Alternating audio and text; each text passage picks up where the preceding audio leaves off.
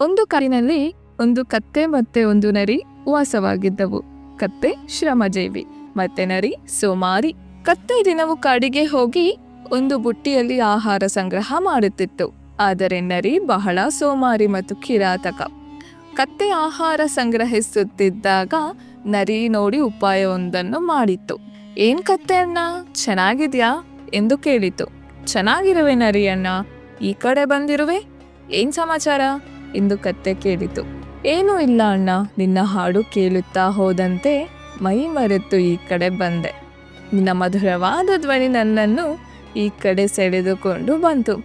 ಆಹಾ, ಅದೆಂತ ಅದ್ಭುತವಾದ ಧ್ವನಿ ನಿನ್ನದು. ಒಮ್ಮೆ ನನ್ನೆದುರಿಗೆ ನಿನ್ನ ಮಧುರವಾದ ಕಂಠದಿಂದ ಹಾಡೊಂದ ಹಾಡುವೆಯಾ ಎಂದು ಕೇಳಿದಾಗ ಕತ್ತೆಯು ಬಹಳ ಸಂತೋಷದಿಂದ ಒಪ್ಪಿ ಆಡಲು ಶುರು ಮಾಡಿತು. ಹಾಡುತ್ತಾ ಹಾಡುತ್ತಾ ಮೈ ಮರೆತಿರುವಾಗ ನರಿ ಕತ್ತೆ ಸಂಗ್ರಹಿಸಿದ್ದ ಆಹಾರದ ಬುಟ್ಟಿಯನ್ನು ಸದ್ದಿಲ್ಲದಂತೆ ಹೊತ್ತಿಕೊಂಡು ಹೋಯಿತು. ಹಾಡು ಮುಗಿಸಿ ಹೇಗಿತ್ತು ನರಿಯಣ್ಣ ಎಂದು ಕಂಡ್ಬಿಟ್ಟರೆ ನರಿಯೂ ಇಲ್ಲ, ಬುಟ್ಟಿಯೂ ಇಲ್ಲ. ತನ್ನ ದಡ್ಡತನಕ್ಕೆ ತಾನೇ ಬೈದುಕೊಳ್ಳುತ್ತಾ ಮನೆ ಕಡೆ ಹೋಯಿತು. ಈ ಕಥೆಯ ಅರ್ಥ ಏನಂದ್ರೆ, ಹೊಗಳಿಕೆಗೆ ಮರುಳಾಗಬೇಡಿ. ಹೊಗಳುವವರು ಬದುಕ ಕೆಡಿಸುವರು, ಬೈದು ಮಾತನಾಡಿಸುವವರು ಒಳ್ಳೆಯದಕ್ಕೆ ಎಂದು ಅರ್ಥ ಮಾಡಿಕೊಳ್ಳಬೇಕು.